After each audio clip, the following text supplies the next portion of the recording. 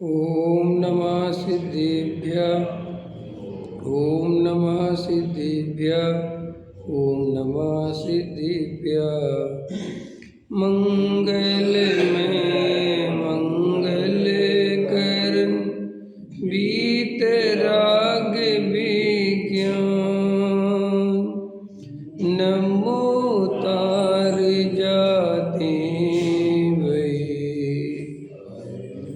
अरहंतादि महान। कर मंगल कर हो ग्रंथ करन के काज। जाते मिले समाज सब पावे निज पद राज। शिव उपाय करते प्रथम कारण मंगल रूप। विघ्न विनाशक सुख करन नमो शुद्ध शिव। तप्त मानस शांत हो जिनके गुणों के गान में वे वर्धमान महान। जिन विचरे हमारे परमार्थ वचनिका कविवर पंडित बनारसी द्वारा रचित पृष्ठ क्रमांक 353। अब मूढ़ तथा ज्ञानी जी का विशेष पना और भी सुनो। ज्ञाता तो मोक्ष मार्ग साधना जानता है, ज्ञानी तो मोक्ष मार्ग की साधना जानता है और अज्ञानी मोक्ष मार्ग को साधना नहीं जानता। इसलिए सुनो, मूढ़ जीव आगम पद्धति को व्यवहार कहता है और अध्यात्म पद्धति को निश्चय कहता है। इसलिए आगम अंग को एकांत पने साध कर मोक्ष मार्ग दिखलाता है। अध्यात्म अंग को व्यवहार से नहीं जानता, वह मूढ़ दृष्टि स्वभाव है, उसे इस प्रकार सूझता है। क्यों? इसलिए कि आगम अंग बाह्य क्रिया रूप प्रत्यक्ष प्रमाण है, उसका स्वरूप साधना सुगम। वह बाह्य क्रिया करता हुआ मूढ़ जीव अपने को मोक्ष का अधिकारी मानता है। अंतर्गर्भित जो अध्यात्म रूप क्रिया वह बाह्य अंतर्दृष्टि ग्राह्य है, वह क्रिया मूढ़ जीव नहीं जानता। अंतर्दृष्टि के अभाव से अंतर क्रिया दृष्टि गोचर नहीं होती, इसलिए मिथ्या दृष्टि जीव मोक्ष मार्ग साधने में असमर्थ है। देखो क्या लिखा है, कितनी सरल बात है। आगम बाह्य क्रिया रूप प्रत्यक्ष प्रमाण है, ठीक है। माने वो जो आगम में जो बाह्य क्रिया आचरण बताया है वो तो सभी को दिखता है, और जो चीज़ दिखती है उसकी नकल करना, उस रूप आचरण पालना सरल है। हम एक ब्रह्मचारी त्यागी वृत्ति के साथ में रहें तो 2-4-6 दिन रहें, तो जब वे आत्म ध्यान में बैठे तो वो अंदर क्या कर रहे हैं वो तो अपन को दिखता नहीं, तो अपन उसकी तो नकल कर नहीं सकते।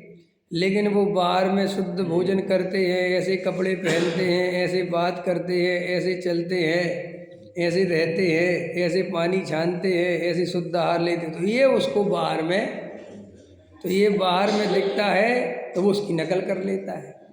बस सीधा गलत है।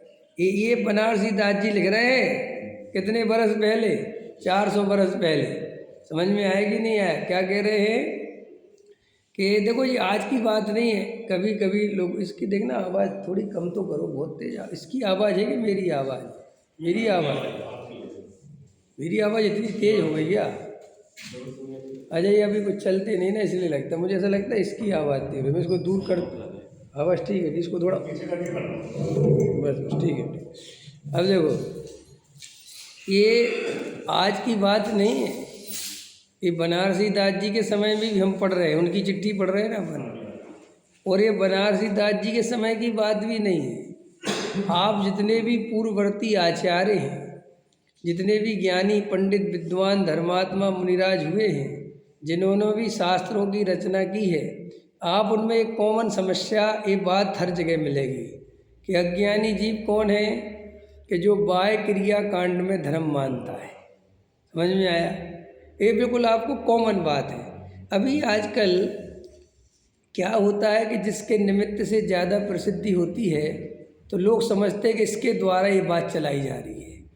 जैसे ये पूजा पाठ में धर्म नहीं है, दयादान व्रतशील संयम बंध के कारण है, संसार के कारण है, मुक्ति के कारण नहीं है। बाह्य व्रतशील संयम आदि जड़ की क्रिया है, इसका कर्ता जीव नहीं है।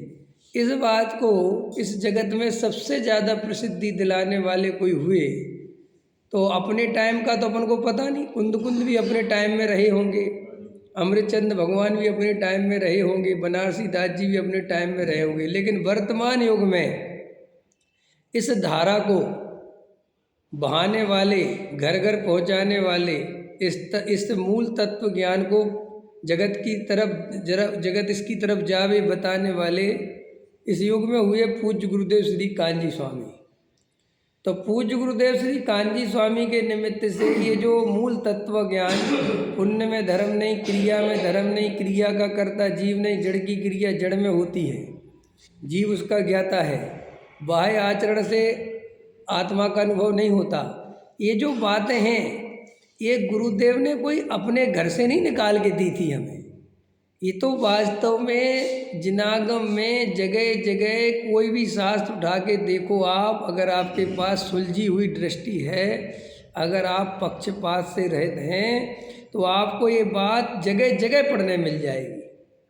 मैं तो ये कहता हूँ कि आप अगर भाषा विज्ञानी हो तो आप 300 वर्ष पहले कोई ग्रंथ छपे हों, समझ में आया, 400 वर्ष पहले छपे हों, जिनका गुरुदेव से कोई लेना ही देना नहीं है, जिनसे सोनगढ़ वालों का, मोक्षुओं का कोई लेना देना नहीं है, आप वे ग्रंथ उठा के पढ़ो। आप सहजानंद वर्णी जी को पढ़ो, आप मनोहर लाल वर्णी जी को पढ़ो, आप गणेश प्रसाद वर्णी पढ़ो ना। आप पढ़ते नहीं। प्रॉब्लम तो ये है, सुनी का कोई कीमत नहीं है भाई साहब। क्या मतलब है? आप रिसर्च करके देखो तब सच्चाई पता चलती है। नहीं समझ में आया? सच्चाई ऐसे पता थोड़ी चलती है कि वास्तव में सच्चाई है क्या, उसकी रिसर्च करनी पड़ती है। हम न्यूज़ वालों पर भरोसा करते रहते हैं। सारी दुनिया गुमराह क्यों होती है न्यूज़ वालों से?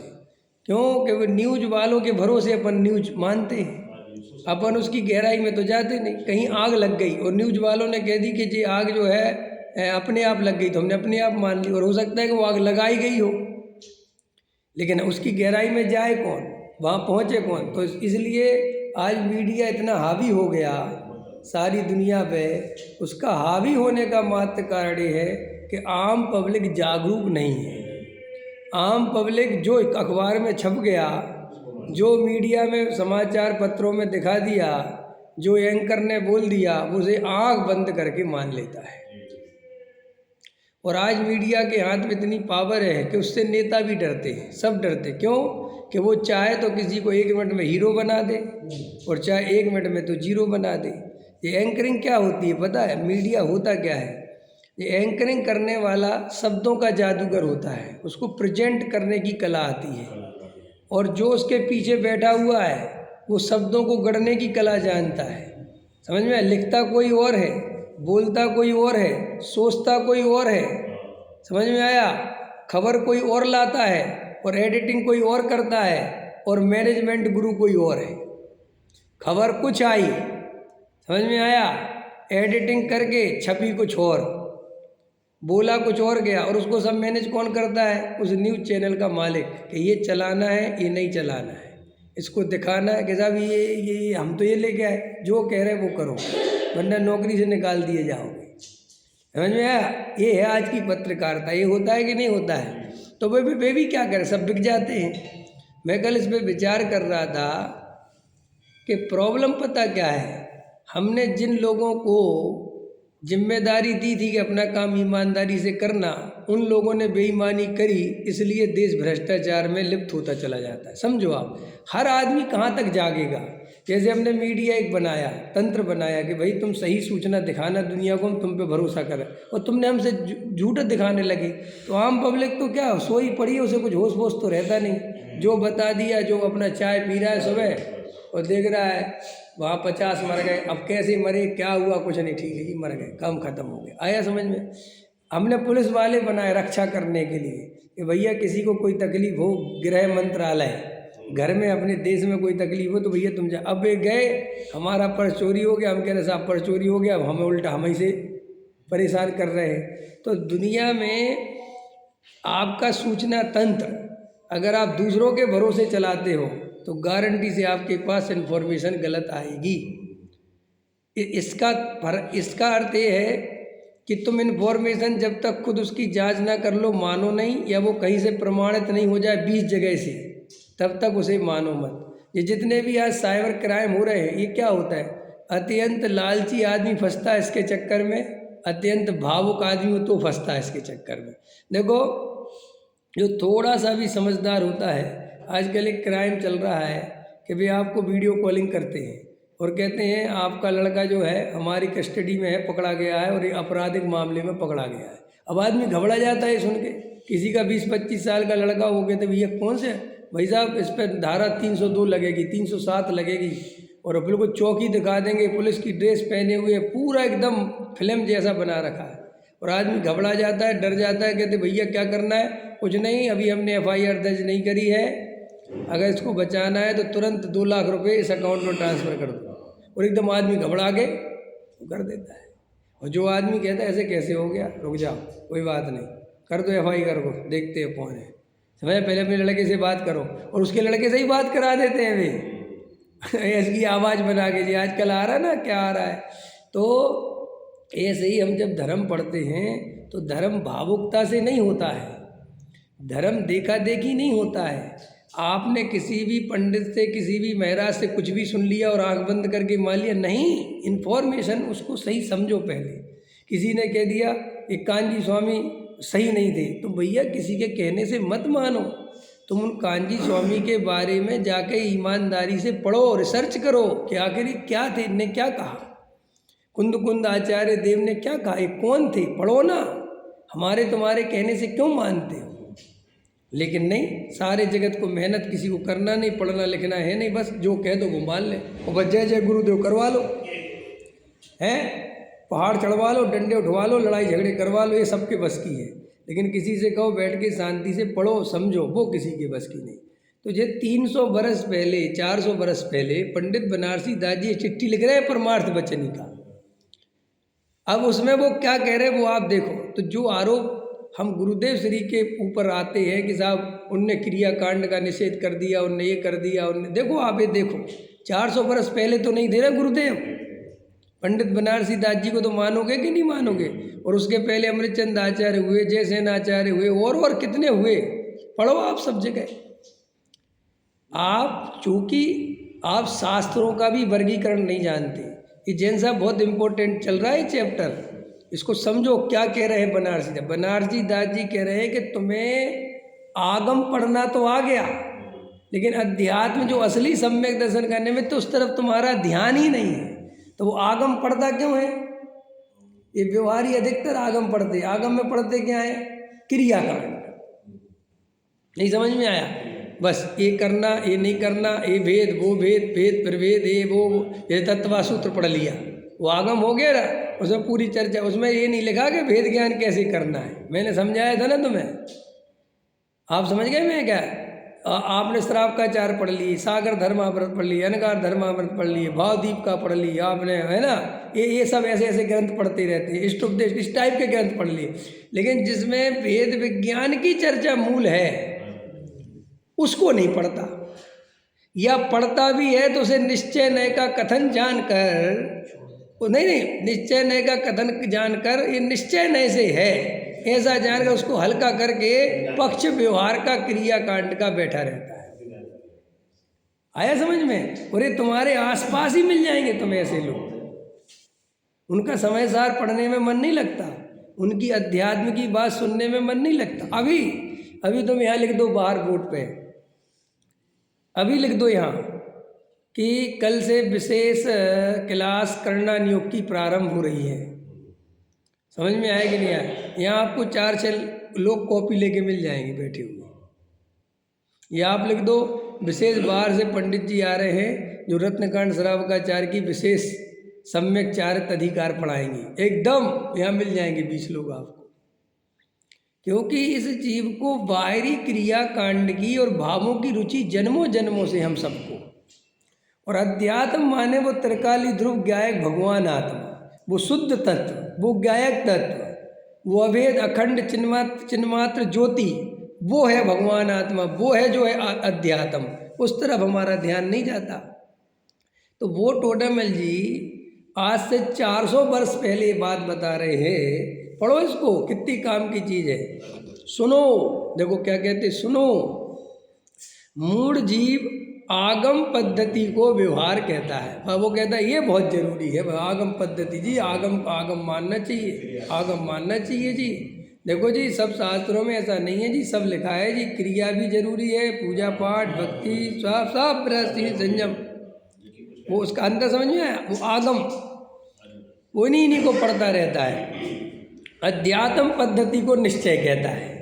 अध्यात्म पद्धति को क्या कहता है? समय सार आ गया। ये निश्चय के कथन है जी, परमार्थ की बात है, ये हम लोगों के लिए नहीं है, ये तो बहुत ऊपर के लोगों को, मुनिराजों के लिए है ये बातें।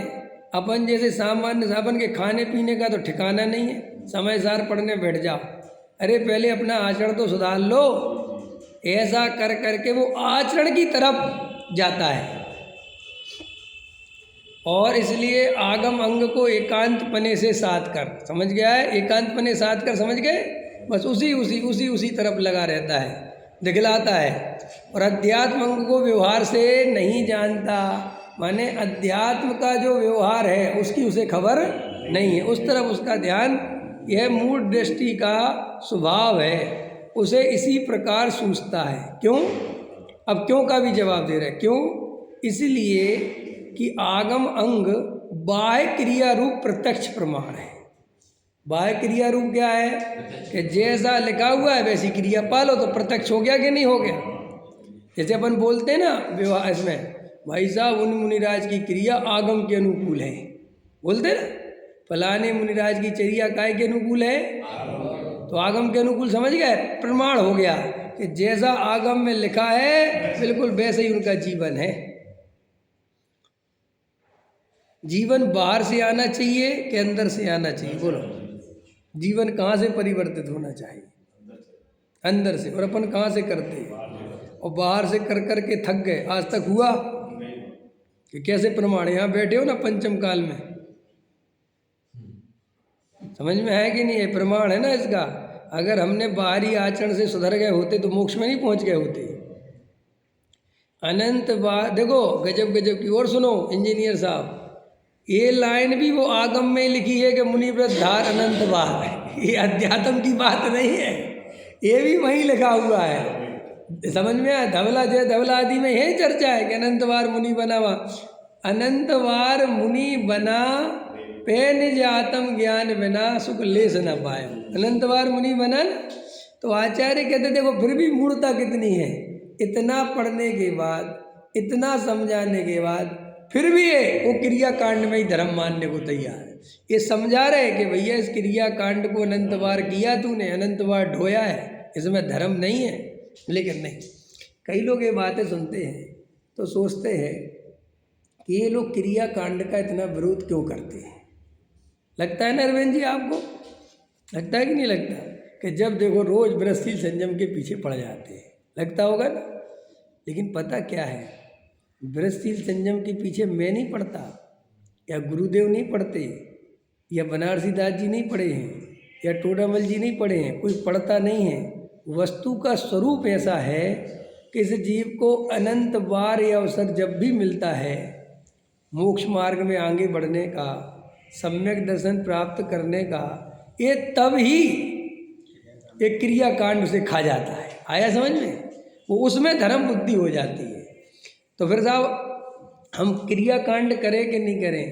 क्रिया कांड किया नहीं जाता, आचरण पाला नहीं जाता, वो तो भूमिका के अनुसार जितनी उसकी होने योग्य दशा होती है वो हो जाता है। हमें उसकी चिंता ही नहीं करनी है, क्योंकि उसकी चिंता में हमारा उपयोग खर्च हो जाएगा और उसके हम कर्ता धर्ता बन जाएंगे तो मिथ्यात्व और पुष्ट हो जाएगा और मजबूत हो जाएगा। हम फिर वह तो हम कोई क्या करें, हम कल से रात्रि भोजन का बारे कौन कह रहा है तुमसे, लेकिन उसको बिल्कुल भी कुछ मत मानो। समझ में आया? हम पूजा पाठ करें खूब करो, लेकिन उसे धर्म मत मानो, उसमें धर्म बुद्धि मत करो, उससे संतुष्ट मत हो। अगर पूजा पाठ करते हो और स्वाध्याय में सोते हो तो पूजा पाठ तुम्हारे लिए खतरनाक हो गया। आया समझ में? क्यों कि पूजा पाठ में तुम जाग आए और स्वाध्याय में सो गए तो कितना बड़ा नुकसान कर लिया। इससे अच्छा तो भाई साहब स्वाध्याय में जागते और पूजा में 10 मिनट कम कराते। समझ में आया? आगे पीछे कराते, क्योंकि भगवान कहीं नहीं जा रहे। नहीं समझ? भगवान कहीं जा रहे क्या? लेकिन विवेक कुमार चले जाएंगे। वे तो 9 बजे भी मिलेंगे, 10 बजे भी मिलेंगे, 11 बजे भी मिलेंगे, लेकिन ये जो तत्व की चर्चा चल रही है, ये जो जिनेंद्र देव की वाणी यहाँ पर चल रही है, ये नहीं चलेगी आपके सामने। और आप यहाँ प्रमाद करोगे कि नहीं करोगे? क्योंकि आप स्वाभाविक है, आपकी उतनी क्षमता है नहीं। अब लोग जो व्रत उपवास करते हैं उनका प्रवचन आदि में मन नहीं लगता। घबराना नहीं, सबका नहीं कह रहा हूँ, किसी किसी का। क्यों कि वो शक्ति सामर्थ्य है नहीं, और व्रत उपवास कर लिया, अब बिल्कुल चक्कर आ रहे हैं, शरीर में जो है शक्ति नहीं है। समझ में आया? अब चक्कर आ रहे तो प्रवचन में क्या चर्चा चल रही वो मन ही नहीं लग रहा, क्योंकि निरोगी काया, समझ में आया, जब तक नहीं हो, शरीर एकदम अनुकूल नहीं हो तो बात सुनी नहीं जाती। क्योंकि अपने मुनिराज जैसी बीत रखता तो है नहीं कि अपन को कुछ भी शरीर में होता रहे। अपन के पास एक लिमिटेड टाइम है ना, है कि नहीं? आपने 6 बजे मंदिर में आ गए और आपने सारी ताकत लगा दी, पूजा पाठ सामग्री बनाए, तो आप क्या थक जाते हो। फिर वो स्वाध्याय में आते आते आपको ऐसा लगता कब ख़त्म हो। फिर 9:15 के बाद ऊपर जाते जाते एकदम ऐसा लगता है यार ये तो अभी आए हैं और हम तो कब के आए हैं। लेकिन भाई साहब बात उसकी नहीं है, हमें मोक्ष मार्ग साधना है कि यहाँ कोई अटेंडेंस पूरी करना है। पहले बताओ, हम ये स्वाध्याय परंपरा के लिए चला रहे हैं, घड़ी देख के चला रहे हैं, कि आत्म कल्याण की दृष्टि से चला रहे हैं? बोलो। लेकिन अपन तो घड़ी के हिसाब से चलते। 9:15 बजे हो गए जी, बंद कर दो। उदाहरण दे रहा हूँ मैं। तो इसका मतलब अंदर में तुम्हारे प्राणों में वैसी प्यास नहीं है। अजय एक बात बताओ, जब अपन फिल्म देखते हैं घड़ी कितने बार देखते हैं? थिएटर में जाके जब फिल्म देखते हैं तो घड़ी कितनी देर में देखते हैं? क्यों नहीं देखते घड़ी? और अगर फिल्म में मज़ा नहीं आ रहा हो तो घड़ी होती नहीं, अपने हाथ में होती ना। कैसी बातें करते हो रमेश जी? देखो ये अपने हाथ में घड़ी नहीं होती क्या? मोबाइल में घड़ी नहीं होती क्या? आजकल तो हर आदमी है। अरे आप समझे नहीं मेरी बात। वहाँ थिएटर में घड़ी होने पर भी उसमें मन इतना लगता है कि घड़ी देखने का विकल्प नहीं आता।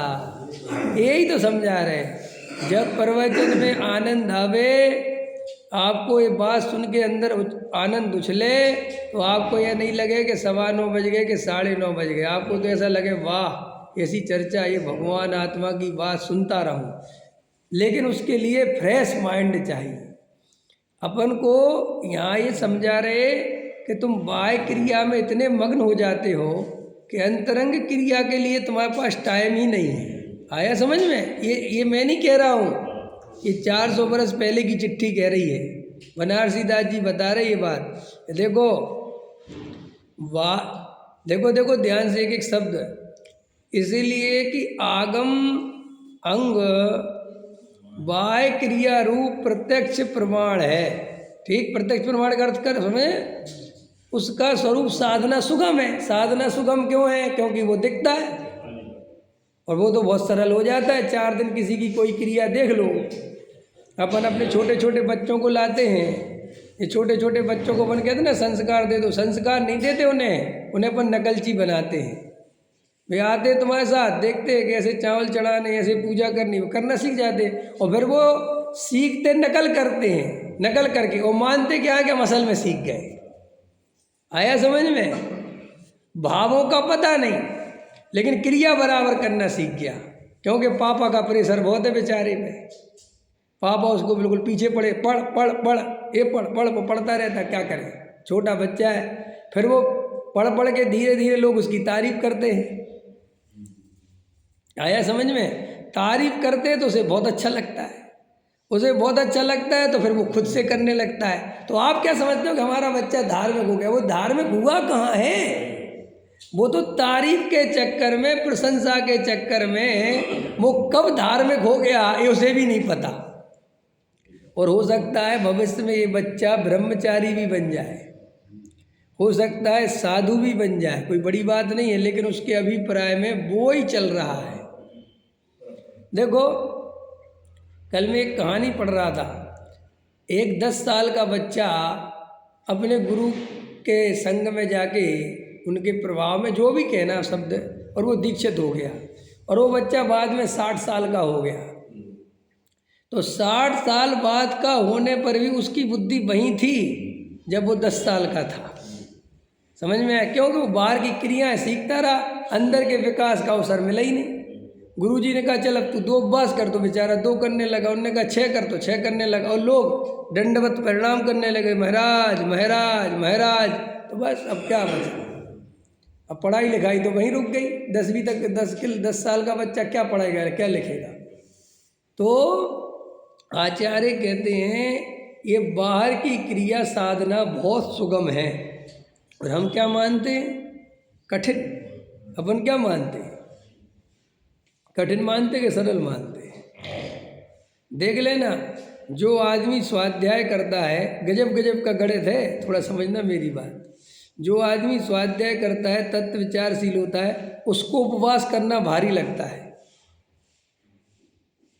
और जो आदमी कुछ नहीं करता, उसको उपवास करना बहुत सरल लगता है। गजब का गणित है। ये कैसा उल्टा गणित है भाई? जो स्वाध्याय कर रहा है, लोगों को लगता भी है कि तुम लोग इतना स्वाध्याय करते हो तो उपवास तुम्हारे जीवन में क्रिया कांड क्यों नहीं? और वो आदमी जो बिल्कुल नहीं करते, फिर देखो महाराजों के लिए कैसे भागते हैं, ठंडों में भागते हैं, उन्हें सर्दी नहीं लगती। उन्हें भैया इसलिए नहीं लगती कि जब अंधी श्रद्धा कहीं भी दौड़ जाती है तो फिर वो मिलिट्री जैसा हाल हो जाता है। समझ में आया? तुम्हें मिलिट्री का मनोविज्ञान पता है? बताया मैंने कई दफ़े। ये लेफ्ट राइट कराते मिलिट्री में, लेफ्ट बाएं मुड़ जा, दाएं मुड़ जा करते सुने होंगे तुमने, अपनी स्कूल में भी कराते थे, पहले पीटी बोलते थे। क्यों? ये क्यों कराते हैं मिलिट्री वालों से? 6-6 महीने कराते। पता है क्यों कराते हैं? कि तुम इतने खो जाओ इस दुनिया, इस बाहर की उसमें पीटी में, कि तुम मैं कौन हूँ ये भूल जाओ। समझ में आया? और उसको ऐसा तैयार करते कि राइट मुड़, लेफ्ट मुड़, राइट मुड़, तो बार बार उसके इंडिकेटर जलता रहता, right left right left right left. तो वो अपने आप को भूल जाता। फिर कहते बंदूक उठा और मार दे, तो बंदूक उठा के मार देगा। इसको कहते हैं सम्मोहन, कि आप किसी चीज़ को बार बार बोलो तो वो एकदम तैयार हो जाता है।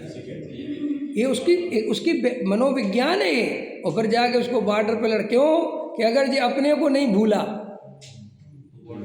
हाँ, तो ऐसे ही मिलिट्री में जैसे कोई मर जाता है ना, तो उसका नाम लेके नहीं कहते कि वो मर गया। 11 नंबर का फौजी मर गया, 302 नंबर का फौजी मर गया। क्यों? कि नंबर से आदमी खत्म हो जाता है। आप अस्पतालों में जाना, 302 नंबर के बेड का मरीज खत्म हो गया, क्या उसका नाम नहीं है? क्या नाम से संवेदना जगती है, और नंबर में संवेदना 302 पे मर गया, और दूसरा 302 आ गया। आया समझ में? लेकिन जो नाम का व्यक्ति मर गया वो दोबारा नहीं आएगा। इसलिए जहाँ पर भी ये मरने का चक्कर ज़्यादा होता है, वहाँ नंबर रख दिए जाते हैं। इसलिए कि ना डॉक्टर की संवेदनाएं ज़्यादा जगे, ना मरीज की, ना नर्स की, ना किसी की, क्योंकि यहाँ मरना फरना होता रहेगा। ऐसे ही जब बॉर्डरों पे लड़ाई छिड़ती है तो वह नंबर नहीं होता कि कौन उसका ना फौजी का नाम नहीं होता, नंबर होता है कि इस नंबर का ख़त्म हो गया, ये बैच ख़त्म हो गया, ये बैच लड़ रहा है, ये वाले बैच लड़ रहे हैं, बस चलता रहता है। तो ये सारा जगत जब बाहर में इस तरीके से व्यवस्था करता है, ऐसे ही आचार्य कहते हैं, तो मध्यात्म के बिना, आत्म अनुभव के बिना जब इन जड़ क्रियाओं में ज़्यादा लगोगे तो तुम्हारी अंदर की संवेदना मर जाएगी। फिर तुम्हें ये होश नहीं रहेगा कि उपवास कर रहा हूँ तो अंदर परिणाम क्या चल रहे हैं। बस उपवास पूरा हो जाएगा। क्या हो जाएगा? आप पूजा करोगे, आपकी पूजा पूरी हो जाएगी, लेकिन मैं पूजा के समय में दिन भर दुकान के बारे में सोचता रहा, ये तुम्हें ध्यान नहीं आएगा, क्योंकि उसके लिए होश चाहिए। उसके लिए क्या चाहिए? जागृति चाहिए। आदमी के अंदर जागरण चाहिए। अगर उसके अंदर जागरण नहीं है, जागा हुआ नहीं है, तो वो पूजा भी सोए सोए हो रही है, प्रवचन भी सोए सोए सुन रहा है, और दुकान पे भी सोए सोए चला जाएगा, और एक दिन ये भाव ही उसका सोते सोते खत्म हो जाएगा। ये है संसार का सत्य। अपन अब सोए सोए मरना चाहते हो कि जागते हुए मरना चाहते हो, विचार करो। आया समझ में? तो क्या कहते हैं, उसका स्वरूप साधना सुगम है। ठीक है कि नहीं? वह बाह्य क्रिया करता हुआ मूढ़ जीव अपने को मोक्ष का अधिकारी मानता है। बोलो, अपन अपने को मोक्ष का अधिकारी मानते हो चाहे नहीं मानते हो रमेश जी? समझ में आया? लेकिन बाहर में कोई क्रिया कांड, व्रतशील, संयम आदि मर्यादित भोजन करते हुए दिखा तो ये गारंटी से मोक्ष का अधिकारी है। और अपन बोलते भी है ना, जैसे कोई आदमी अपने लोगों में से थोड़ा बाह्य आचरण ज़्यादा पालता हो, अरे भाई साहब ये तो बहुत बड़े भगत है जी, इनका तो जीवन ही धन्य है जी, ये तो बहुत अच्छे हैं जी। करते कि नहीं करते हैं? काहे के कारण करते हैं? उसके बाह्य क्रिया के कारण। तो क्या लिख रहे? वह बाह्य क्रिया करता हुआ मूढ़ जीव अपने को मोक्ष का अधिकारी मानता है। मानता है कि नहीं मानता है? अंतर्गर्भित जो अध्यात्म रूप क्रिया व अंतर्दृष्टि ग्राह्य है, वह क्रिया मूढ़ जीव नहीं जानता। और जो अंतरंग में भगवान आत्मा चैतन्य तत्व जानने देखने वाला ज्ञायक भाव, जो सदा काल जानता देखता है, संयोगों से भिन्न, रागादि से भिन्न, शरीर आदि से भिन्न, केवल एकमात्र त्रिकाली ध्रुव ज्ञाता दृष्टा है, उसको नहीं जानता। उसकी अंतरंग दृष्टि वहाँ ग्रहण नहीं करती, उस ज्ञायक भाव को ग्रहण नहीं करती, अंतर्दृष्टि ग्राह्य। ठीक, वह क्रिया मूढ़ जीव नहीं जानता। और क्या कहता है कि भाई साहब आत्मा निश्चय नए से शुद्ध है, लेकिन है तो अशुद्ध।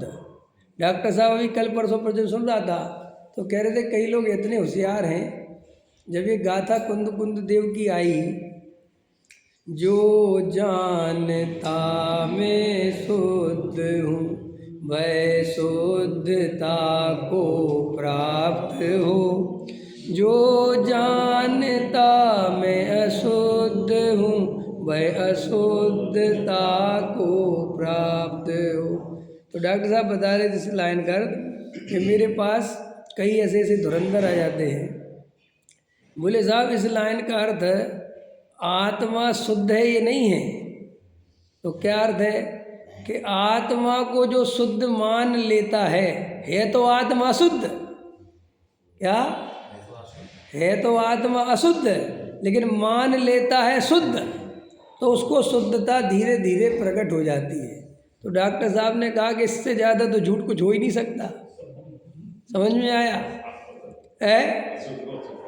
बोले साहब इसमें लिखा है ना, जो जानता मैं शुद्ध हूँ, समय मान ले, जान ले, है तो वर्तमान में आत्मा रागी द्वेषी। समझ में आया? हाँ, वो तो निश्चय न ऐसे शुद्ध कह दिया जाता है, लेकिन है तो आत्मा वर्तमान पर्याय में अशुद्ध।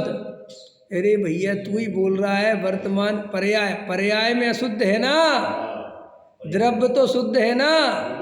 तो द्रव्य के आश्रय से पर्याय प्रकट होनी है कि पर्याय के आश्रय से पर्याय प्रकट होनी है? तो सुन, तू पर्याय का आश्रय लिए रहता है, इसलिए अशुद्ध अशुद्ध अशुद्ध अशुद्ध प्रकट होता रहता है, क्योंकि तू शुद्धता का आश्रय लेता ही नहीं। और जब तू पर्याय का मोह छोड़कर जो अंदर त्रिकाली ध्रुव सदाकाल शुद्ध है उसका आश्रय ले, तो शुद्धता प्रकट हो जाएगी। कितना सरल गणित है। लेकिन अपन तो मैं रागी द्वेषी कसाई मोई ये वो फला ढगा, ये मोह छोड़ते ही नहीं, भले ही नहीं आता। अंदर में मैं परिपूर्ण गायक हूँ, मैं शुद्ध हूँ, ये राग द्वेष मेरे में है ही नहीं, ऐसी अंदर से ताकत ही नहीं आती। मैं स्त्री पुरुष हो ही नहीं सकता, स्त्री पुरुष मेरा स्वरूप थोड़ा ही है। ऐसा अंदर जो वेद ज्ञान पूर्वक उस गायक भगवान आत्मा को ग्रहण करता है वो ज्ञानी होता है। और जो आगम पद्धति वाला तो क्या करता है कि ऐसी बातों को निश्चय नए के खाते में डालकर, साहब ये तो निश्चय की बात है, हमें तो पुरुषार्थ करना चाहिए, हमें तो आत्मा को तपाना चाहिए। आचार्य ने लिखा है कि नहीं, जैसे सोने को कितने ताव देने पड़ते देवेंद्र जी? 16 ताव। हाँ, कहाँ लिखा है 16 ताव वाला उदाहरण है? कहीं पता है कहाँ लिखा? अमृतचंद आचार्य का है। जैसे 16 ताव में वो सोना टंच हो जाता है, शुद्ध हो जाता है। तो सुनो, अब ये तो उदाहरण था, ध्यान देना, हम उदाहरण के भी कितने गुलाम हैं। अब उदाहरण क्या देते बताओ भाई, जो समझ में आया वो दिया। तो अपन ने कहा देखो, जैसे सोना को तपाया जाता है तब शुद्ध होता है, ऐसे ही आत्मा को तपाओगे तो शुद्ध होगा। तो बोले साहब कौन सी सिगड़ी पे बैठाना है भाई? तपाने का बोले हम बता रहे कैसे तपाना है, भूखे मरो। यही अर्थ निकाला अपन ने। माने अपन ने तपाने का अर्थ शरीर को कष्ट दो, भोक्तावादी जिंदगी छोड़ो, अनुकूलताएं छोड़ो, प्रतिकूलता ग्रहण करो, तो आत्मा क्या होगा? तपेगा। ठंड लग रही हो, ठंड सहना तुम, लेकिन कपड़े मत पहनना, समझ में? ऊनी कपड़े मत पहनना, काय के बनते हैं वे? ऊन के, समझ में आया कि नहीं आया? हाँ, भेड़ों के उससे बनते, जो भी बनते है ना। तो अपन ने कहा कुछ और पहन लो मोटा, उससे क्या है? ना ना ना ना, ऐसे अगर ऐसे शरीर का पोषण करते रहेंगे तो आत्मा तपेगा कैसे? तो सर्दी गर्मी सहने लग गए, समझ में आया कि नहीं आया? और बारिश हो रही तो बारिश में खड़े हो गए, बारिश भी सहने लग गए। इसे सोचता है शरीर को तपाएंगे तो आत्मा तप जाएगा। और कई लोग तो गजब गजब के उदाहरण देते हैं देवेंद्र जी। एक मैं अभी उदाहरण पढ़ रहा था, मुझे इतना गजब, और एक बहुत बड़े पंडित उगे हैं, वो अब नहीं रहे, उनका उदाहरण था, वो अपने तरफ के नहीं उस तरफ के। बोले कुछ लोग कहते हैं शरीर की क्रिया से कुछ नहीं होता, उन लोगों की मान्यता एकदम गलत है। अगर आपको पानी गर्म करना है तो बर्तन को गर्म करना पड़ेगा कि नहीं?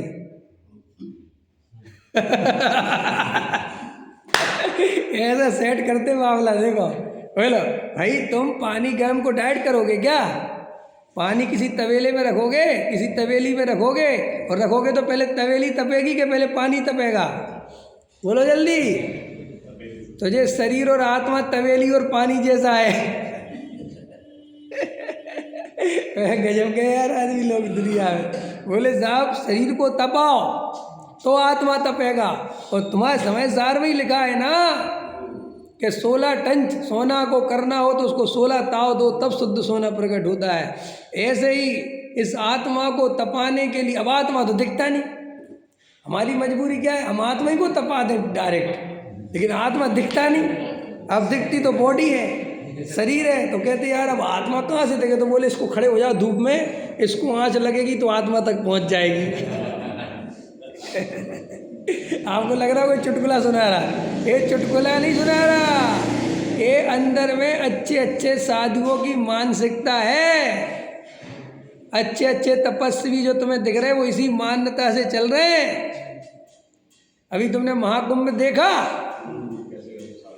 कैसे कैसे नागा साधुओं की तुमने विचित्र विचित्र प्रकार की उनकी वो देखी तपस्या? नहीं, उनकी तपस्या देखी तो तुम उनके बारे में क्या सोचते हो? वो जो सोचते वो मैं कहना नहीं चाहता, लेकिन तुम उनके बारे में तो वो सोच लेते हो, लेकिन हमारे यहाँ भी तो उसी का दूसरा रूप है, कहीं ना कहीं वही तो है तपाना। वे किसी उनके यहाँ जो साधना पद्धति लिखी तुम वो उस साधना से लगे। किसी ने ऐसा हाथ ऊपर कर रखा, देखा तुमने उसके कितने बड़े बड़े नाखून। और सुनो तो गजब की बात, अरे क्यों नहीं हो सकता? हाँ बिल्कुल, क्या अरे कैसी बात कर रहे हैं? बैठ गई बात, बैठ गई मान्यता, कुछ भी हो सकता है। अरे आत्मा बहुत पावरफुल है भाई साहब। आत्मा क्या से क्या ताकत, जो उसने अंदर सोच लिया आदमी के अंदर भूत आ जाता है। आप कह रहे हो नहीं सकता? आदमी हजारों प्रकार की आवाज़ें निकाल सकता है। साइकोलॉजी ये कहती है कि जिन आदमियों के, जिन शहरों में, जिन गांव देहातों में भूतों की मान्यता है, वहाँ भूत लगते हैं और भूतों जैसा व्यवहार आदमी करता है। इसके लिए उदाहरण दिया भूताविष्ट पुरुष, सुना नहीं तुमने अमृतचंदाचार्य का उदाहरण, कि अपने को वैसा अनुभव करता हुआ पुरुष ये कहता है कि मैं घर से, मेरे सींग इतने बड़े बड़े हो गए, मैं बाहर कैसे निकलूं, सुना होगा। हाँ, तो वो क्या है, धारणा शक्ति है एक अपने अंदर जो तो जैसे भूत लग गए किसी को, गांव में रहता है बचपन से और संस्कार रोज जाते हैं कि भूत होता है, भूत होता है, फलाने को भूत लग गए, ठिकाने, तो वो क्या होता है, संस्कार बस जिनको भूत लगते हैं उनको ऐसे ऐसे ऐसे ऐसे करते देखता है। तो एक दिन तो फेरी में वो गया कहीं, अब तुम लोगों को ये बात समझ में उसको आएगी जो गांव वगैरह में रहता हो। हम गांव में रहते थे ना, तो गांव में क्या होता है, भूतों का टाइम सेट रहता है। अगर तुम दोपहर में गर्मी के टाइम पे 1 से 3 के बीच में निकल गए, और गलियां भी सेट रहती हैं उनकी, उस गली में तुम अगर 1 से 3 निकल गए तो भूत लगने ही लगता है। अब मजे बात होती थी क्या, गर्मी में जो लू चलती है ना, लगती तो लू है, जिसे शहर में लू कहते हैं और उसकी दवाई दे देते, बात खत्म हो जाती। शहर में, गांव में वो भूत हो जाता है, ठीक। और वो उस गली से निकला, और गली से निकला और बेचारा सही 60 था, बिल्कुल कुछ नहीं हुआ उसको, लेकिन इतने में, कहाँ से आए तुम, हम तो वहाँ से आ रहे, उसी गली से आए क्या, हाँ, अरे वहाँ तो भूत है, हैं, वो तो लग गया होगा तुम्हें। अब उसको अंदर एकदम केमिकल रिएक्शन हो जाता है कि मेरे को भूत लग गया, तो वो जो ऐसा करने लगता है प्रतिक्रियाएं, वो उसके संस्कारों में गई हैं रोज, तो वैसी करने लगता है, उसमें कोई दम नहीं है। पात्र शुद्धि की बात आती है, पात्र शुद्धि की बात आती है, काहे की शुद्धि, पात्र शुद्धि करेंगे तो सम्यक दर्शन होगा। हाँ, पात्रता, बराबर। अब वो तो आप जिन लोगों के साथ हो उनसे पूछो कि क्या बता दे पात्र शुद्धि। भैया, पात्रता आत्मा की सच्ची रुचि हो, गहराई से उसे आत्मा के प्रति सच्ची प्यास हो, गहराई से अपना तत्व विचार आदि करे, स्वाध्याय आदि करे, जो है ऐसे कामों में लिप्त नहीं रहे जो अनंत आकुलता का कारण बनते हों, जिनसे भय उत्पन्न होता हो, जिनसे उसकी तकलीफ बढ़ती हो, ऐसे कार्य करेगा तो आत्मा के अनुभव के लिए उसके पास निराकुलता, जो निर्भयता चाहिए वो नहीं आएगी, तो वो उनका त्याग कर देता है। यही पात्रता, त्याग कर देता है माने त्याग हो जाता है, इस रूप में हो जाता है कि जैसे हम और आप भी हैं, तो जहाँ हमें जाम दिखता है कि यार यहाँ फंस जाएंगे, तो अपन क्या करते हैं, ऐसी गाड़ी मोड़ लेते हैं। यदि सम्यक दृष्टि जिन्हें होना है, जिन्हें आत्मा की सच्ची प्यास लग गई, जिन्हें आत्मा का सच्चा प्रेम लग गया, वे उन कार्यों से हट जाते हैं जिनसे आत्मा दूर होता है। लेकिन वो तुम्हारे ये सारी पात्रता केवल और केवल खाने पीने में तुमने गर्वित कर ली है, इससे बहुत नुकसान हो गया है। क्योंकि आदमी ने खान पान सुधार लिया, लेकिन अंदर वो सुधर नहीं पाया। आया समझ में? तो मैं क्या कह रहा था, उन्हें पात्रता का छोड़ दिया पूरा, वो आधी रह गई ना वो बात भूत वाली। तो फिर भूत वाली में क्या समझा रहा था, हाँ, मनोविज्ञान हो जाता है। और कुछ बात उसके बाद कहनी थी मुझे, अब वो उससे कट हो गई ना, अब वो तो देखो धारा टूट गई ना एकदम से, उससे रिलेटिव पूछते तो वो धारा बनी रहती। वो पात्रता एकदम अलग मैटर, प्रश्न पूछा।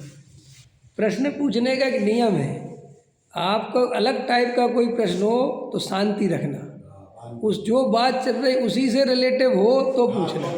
न फिर वो धारा एकदम ही मुड़ गया ना, मेरा उपयोग एकदम ही दूसरी तरफ चला गया, अब वो बात ही चली गई। वो कपड़े लगा जो, हाँ नहीं, अब वो आएगी तो आएगी। अब तो अंदर से अपन जितना भी ये जीवन है, जिसे अपन ये संस्कार, अपन बहुत बड़ी चीज़ मान, कोई बड़ी चीज़ नहीं है। संस्कार वंस्कार जो आप देखते रहते हो, वही आपके संस्कार बन जाते हैं, जिन्हें आप बहुत बड़ी चीज़ मान, कुछ दम नहीं है, कोई दम नहीं है। देखो, अपन रोज़ दिगंबर मंदिर में आते ना, तो अपन यहाँ सहज रहते हैं।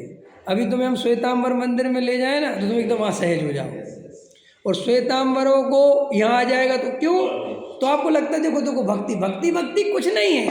वो जो आदमी रोज रोज उस जगह पे जाता है वहाँ सहज हो जाता है, और जो जिस जगह नहीं जाता वहाँ सहज हो जाता है। इससे वास्तव में धार्मिक और अधार्मिक होने का कोई मतलब नहीं है। देखो, एक प्रतिमा जी है, आपने नमस्कार कर दिया, आपको क्या पता, और इतने में कोई आया बोले अप्रतिष्ठित है, तो कह रे रे आप किसको साफ कर रहे हो? है, गलती हो गई, किससे माफी मांग रहे हो? नहीं समझ में आया? ये अपने संस्कार है, ये क्या है? अब इतना सा काला धागा बांध दिया तो बस खत्म, ये मूर्ति अब पूजनी नहीं है, इतना ही है ना। लेकिन सही बात बताओ, ये तुम्हारा बाहरी व्यवहार, सामाजिक व्यवहार भले ही चलता हो, लेकिन अंदर में तो वीतरागता जहाँ दिख रही है वो सब पूज्य है ना। क्या दिक्कत है? मैं तो वीतरागता देखनी, चाहे हमने छोटे दर्पण में देखी, बड़े दर्पण में देखी, चाहे गाड़ी वाले शीशे में देखी, चेहरा देखना था देख लिया, समझ, प्रयोजन भूत है ना शीशा में चेहरा देखना। तो कौन से शीशे में देखो? अरे जिसमें दिख जाए उसी में देख लें। ऐसे ही आचार्य कहते ये तो जगत का व्यवहार है, व्यवस्था है। क्यों कि अगर अपन ये कह देते सब पूज्य है तो अपन हिंदू धर्म जैसे हो जाते, कोई भी प्रतिमा पूजने लगते, कोई भी पोस्टर पूजने लगते, कोई भी कुछ करने लगता। इसलिए अपन ने कहा नहीं नहीं नहीं, ऐसे नहीं चलेगा। और फिर वो क्या होता है कि कहीं भी उठा के धर देते, कुछ भी कर देते, कितनी आपनाएं होती है। तो अपन ने कहा कि नहीं नहीं ऐसा नहीं करना भाई। लेकिन अपने लोग भी ये कार्डों पे फोटो छाप देते, ये छाप देते, वो छाप देते, जो बड़े बड़े पंप, जबकि पता रोड पे गिरने हैं तो नहीं छापने चाहिए। भगवान आदि की फ़ोटो नहीं छापनी चाहिए, लमोकार मंत्र वगैरह ही नहीं लिखना चाहिए। समझ में आया? ज़्यादा से ज़्यादा अपनी पहचान के लिए लिखना पड़ता है तो वीतरागाय नमः लिख दो। समझ में आया कि नहीं आया? बस बहुत है। वीतरागाय नमः, वीतरागी शब्द दुनिया में केवल अपने पास है, समझ में आया? उससे बड़ी पहचान नहीं है। तो बस अपन को ये ज़्यादा उसमें फ़ोटो लगाना भगवान की जो पत्रिकाओं वगैरह में नहीं करना चाहिए। सब बहुत अभिनय होती है। लोग जो है पैर रखते हैं, रद्दी के ठेले पे बिकती है, चाट खा रहे हैं उसी पे, तो ये सब अच्छी बात नहीं है। ये जागना चाहिए समाज को। और ये आजकल पत्रिकाएं तो छपना ही बंद हो जाना चाहिए, क्योंकि ई पत्रिका आ गई है। अब ये बाहर में शोबाजी के अलावा, ड्रामेबाजी के अलावा और कुछ नहीं, और समाज का पैसा बर्बाद करना है। ये सब समाज को सोचना चाहिए। संत साधुओं को भी, पंडित विद्वानों को भी, त्यागी व्रत सबको सोचना चाहिए कि पत्रिका छापनी ही नहीं है। समझ में आया? और कोई नहीं पढ़ता अब, क्योंकि सबके हाथ में मोबाइल है। 80 साल की अम्मा व्हाट्सएप चला रही है। जब 80 साल की अम्मा अपडेट हो गई तो हम और आप तो अपडेट है ही ना फिर, है? क्यों विकल्प करना? लेकिन बस वो अपने नाम के चक्कर में, अपनी फ़ोटो लगवाने के चक्कर में सब करते रहते हैं लोग। लेकिन ये सब अच्छी बात नहीं है। तो वो क्रियाकांड सुगम क्यों है? हाँ, अब याद आया ना यार, काय पे पहुँचे थे यार अपन? तपाने पे पहुँचे थे। तो देवेंद्र जी याद नहीं रखते। बर्तन तपाओगे तब पानी तपेगा, ऐसे शरीर तपाओगे तो आत्मा तपेगा। ऐसी फिलॉसफी लोगों की दिमाग में भरी हुई है। और इसी चक्कर में लोग शरीर को कष्ट देने में कहीं ना कहीं धर्म की अनुभूति करते हैं। देख लेना आप, जो आदमी अभी हम और आपके बीच में अगर कोई ऐसा आदमी बैठ जाए जो यहाँ से एकदम बेचारा बिल्कुल एकदम ठंड सहता रहे, कप कपाता रहे, आपको वो ज़्यादा धार्मिक लगने वाला है ही। समझ में आया? आपको हरी नहीं खाने वाला धार्मिक लगने वाला है ही। इसलिए क्रियाकांड की जो इतना निषेध हर जगह किया गया, वो इसलिए कि वो इतनी गहराई में घुसा हुआ है। इतना निषेध करने के बाद भी गुरुदेव श्री तो ऐसा लेते थे कि जैसे खेत में बीज डालते हैं तो पेड़ हो, अंकुरित होए चाहे नहीं होए, आजू बाजू कचड़ा अपने आप आ जाता है। समझ में आया? देखा तुम लोगों ने खेत तो देखे? खेत में चने का पेड़ होगा एक, और उसके आजू बाजू पूरा कचड़ा होगा, उसको निदाई से साफ करना पड़ता है। तो कहते हैं, डॉक्टर साहब बताते हैं कि कचड़े के लिए किसान ने क्या किया कि भैया वो इतना होता है कि साफ करते करते होता है। ऐसे ही गुरुदेव श्री लेते थे, ये बाह्य क्रिया कांड उसी जैसा है। जितना करो कि इसमें धर्म नहीं है तो भी ये रात दिन फलता फूलता है। आदमी इसमें धर्म माने बिना, भाई साहब मोक्षुओं को इतना समझाया गुरुदेव श्री ने कि ताम झाम नहीं करना, रंग राग नहीं करना, ये मत करना, शोबाजी नहीं करे। गुरुदेव के चेले हैं ना सब, हैं? रात में कार्यक्रम मत करना, नृत्य मत कराना, ये मत कराना, ऐसे पंच कल्याणक मत सब बताते थे ना। और जब गुरुदेव श्री थे तो 8-8, 10-10, 12-12 घंटे प्रवचन होते थे। माने वो पंच कल्याणक कम लगता था और प्रवचन मंडप ज़्यादा लगता था। और धीरे धीरे हम कहाँ से कहाँ पहुँच गए। आज मोक्षु समाज में विकृतियाँ इतनी क्यों बढ़ गई? क्योंकि ये व्यवहार का निषेध करते करते भी इतनी तेजी से पनपता है कि इसका व्यवहार का निषेध हर काल में हर समय करना अत्यंत आवश्यक है। क्योंकि इसका निषेध करने के बाद इतना पनपता है, और अगर इसका समर्थन करने लगे तो, इसका बीज और डालने लगे तो फिर तो भाई साहब चना गायब ही हो जाएगा। अगर किसान ये सोचने लगा कि थोड़ा सरसों के खेत में थोड़ा गाय के लिए भी कुछ डाल दो, थोड़ा कचरा और पैदा हो जाए, तो क्या होगा कि सरसों गायब ही हो जाएगी। ऐसे ही हम जनता के चक्कर में, भीड़ इकट्ठी करने के चक्कर में इस आत्म तत्व की जगह सामाजिक, व्यवहारिक और प्रदर्शन वाले काम करने लगे, रंग राग के कार्यक्रम करने लगे। ये सोच कर के जनता ज़्यादा आएगी, तो गारंटी से जनता तो ज़्यादा आएगी, लेकिन हम अपना मूल तत्व खो देंगे। और जनता भले ही कम आवे, लेकिन हमारा मूल तत्व सुरक्षित रहे, इसके लिए हमें विचार करना कि हर समय व्यवहार का निषेध करना ही पड़ेगा। गुरुदेव श्री 45 वर्षों तक लगातार पुण्य में धर्म नहीं, पुण्य की क्रिया में धर्म नहीं, जड़ की क्रिया बोलते थे कि नहीं जैन साहब? कोई पूछता था कि 1 दिन हो गई, 2 दिन हो गई, 3 दिन हो गई, अब क्या यही कहोगे? तो गुरुदेव कहते थे तीसरा कहने के बाद भी तुम सुधरते तो नहीं हो। तुम्हारी वो परिणति उसमें ही धर्म बुद्धि करके बैठी हुई है, उसी में संतुष्टि करके बैठी हुई है। देखो हमारी पूजा छूट जाती है रमेश जी, 1 दिन का प्रक्षाल छूट जाता है, हम दुखी होते हैं कि यार आज हमारा प्रक्षाल छूट गया।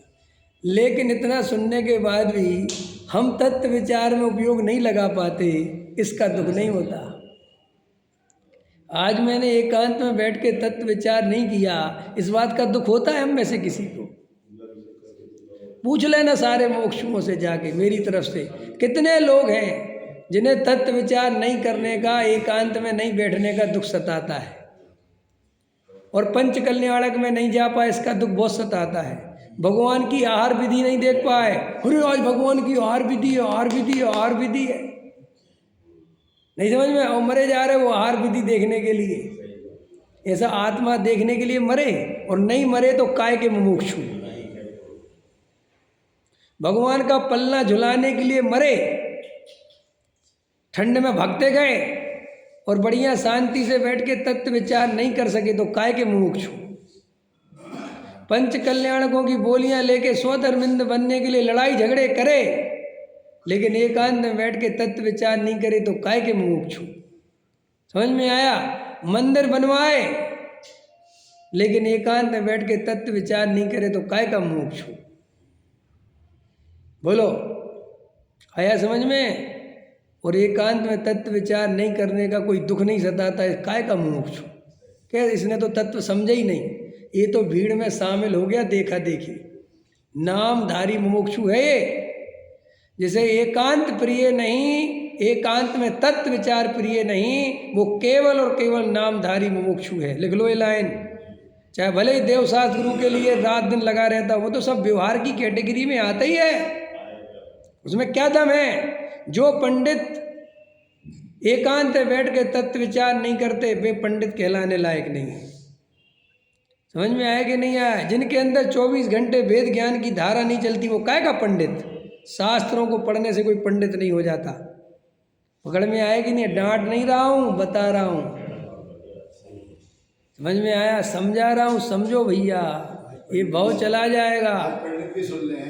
पंडित तो रोज ही सुनते मुझे, तुम चिंता क्यों कर रहे हैं? आज और सुन लेंगे। समझ में आया कि नहीं आया? गहराई से विचार करो भाई, ये भाव चला जाएगा।